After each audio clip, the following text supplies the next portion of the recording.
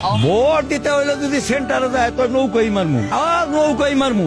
আপনি যদি আমার বিপদের কলা খাওয়ায় ফেন দেন তাহলে আপনার গীত গাম নাকি আর একজনের গীত গামো আমি?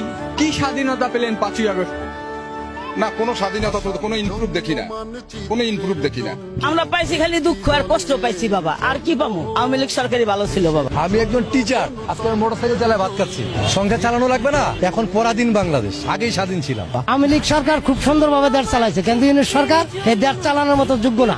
কথা কইতে গেলে তো 200 জায়গা যা দেখছি আওয়ামী লীগ সরকারি শেখ হাসিনাই ভালো। আওয়ামী লীগ সরকার না আইসে আমরা নির্বাচনে অংশগ্রহণ করব না। আমাদের নৈতিক দায়িত্ব আছে, দেশের স্বাধীনতাকে রক্ষা করতে হবে। আগামী নির্বাচনে যদি শেখ হাসিনা আবার নির্বাচন করে, ডিক্লোর করে বাংলাদেশ আবার সরকার গঠন করবে।